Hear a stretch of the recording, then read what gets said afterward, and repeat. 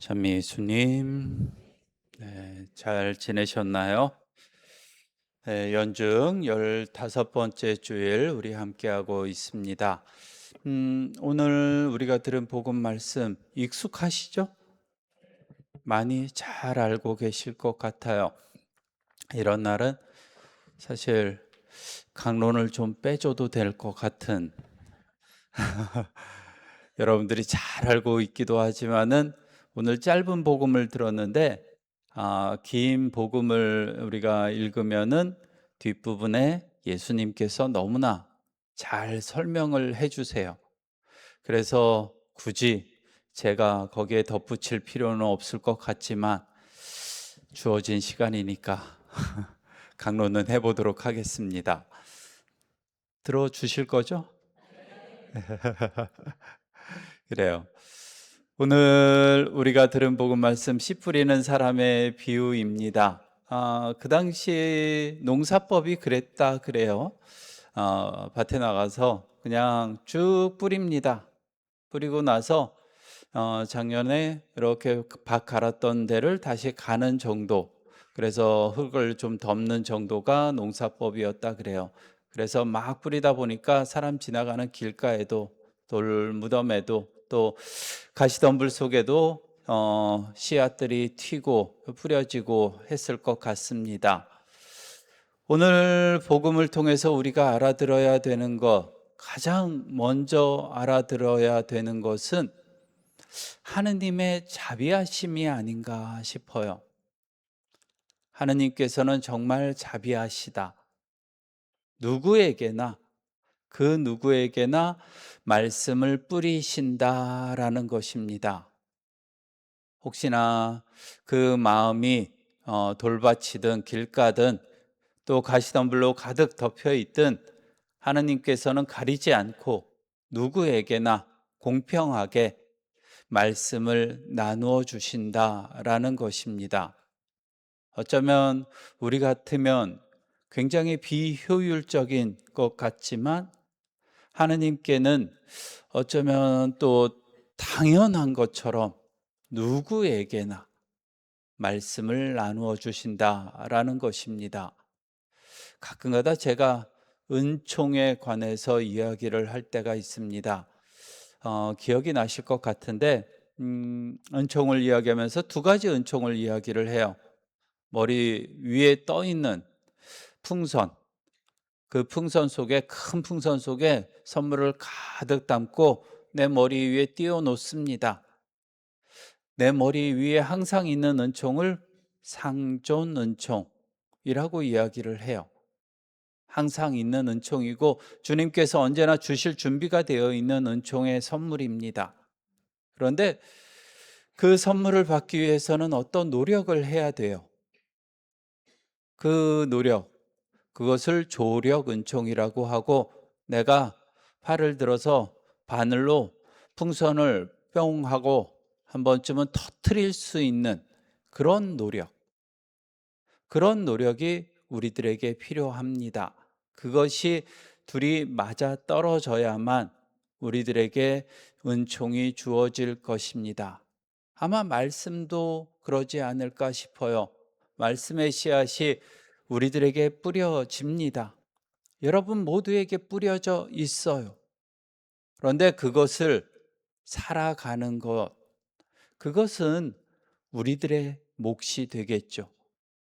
말씀은 주어져 있지만 그것을 살아가는 것, 바로 우리들이 해야 될 일이라고 하는 것입니다. 오늘 복음 끝에 이야기하듯이 좋은 땅을 만들어야 되겠죠.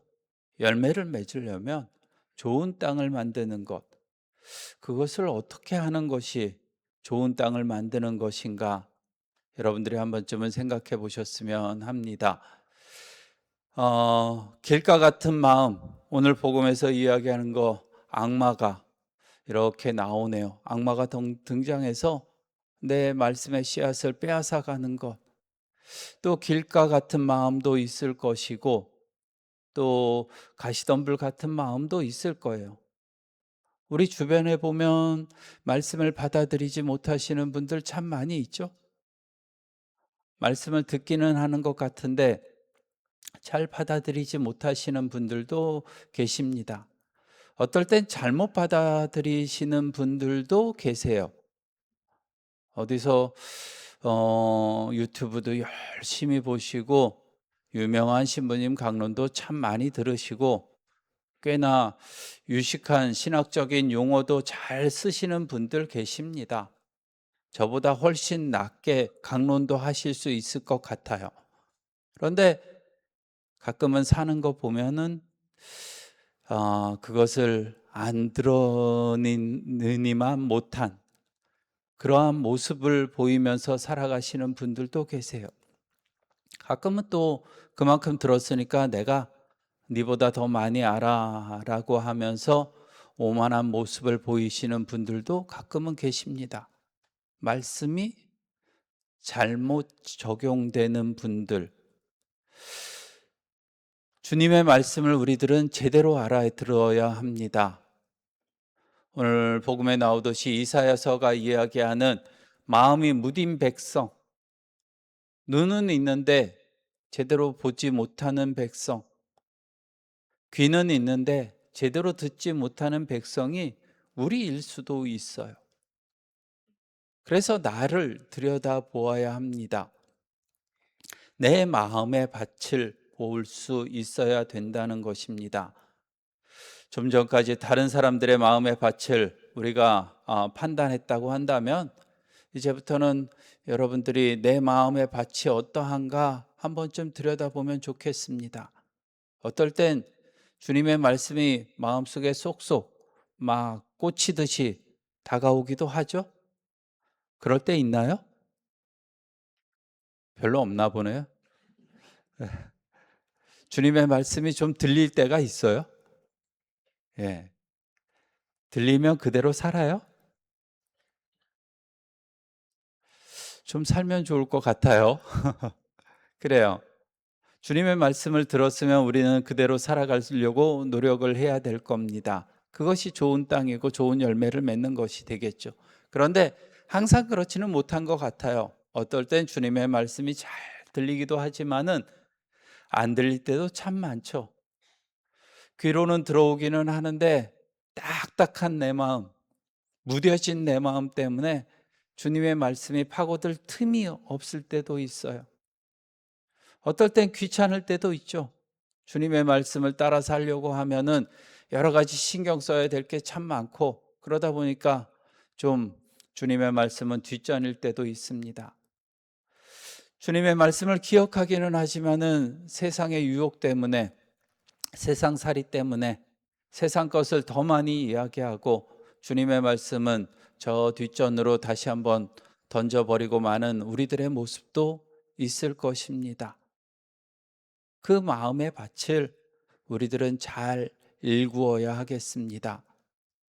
혹시나 길바닥처럼 정말 딱딱한 마음이 가끔 있다면 한 번쯤은 갈아엎어서 부드러운 흙으로 만들 수 있도록 노력하는 것도 우리들의 몫이고, 돌 같은 마음들이 군데군데 있다면은 돌 같은 것도 좀 빼버리고 그래서 좋은 땅으로 만들고, 가시덤불 같은 게 있으면은 하나 둘 뽑아가면서 내 마음을 정비하는 것이 우리들의 몫인 것 같습니다. 주님의 말씀은 분명하게 우리들에게 주어져 있습니다. 여러분 모두에게 다 주어져 있어요. 주님의 말씀, 사실 복음 들여다보면 그렇게 많지도 않아요. 정리하고 정리하다 보면 한 단어로 갈 수밖에 없는 주님의 말씀이기도 합니다. 사랑하면서 살아가면 되는 거예요. 그런데 그걸 잘 못하고 있는 우리들이기도 하죠. 그렇다고 한다면 어떻게 하면 한 번이라도 주님의 말씀을 실천할 수 있을까? 내 마음을 후벼 팔 수 있어야 합니다. 제대로 한번 드러내놓고 냉철하게 내 마음속을 한 번쯤은 들여다보세요. 정말 주님의 말씀을 잘 받아들이고 있는가? 어떨 땐 튕겨내고 어떨 땐 본척만척하고 마는 그런 주님의 말씀이 아니라 다시 한번 주님의 말씀을 제대로 받아들일 수 있는 우리들이 되도록 노력하면 좋겠네요. 그래요. 잠시 묵상합시다.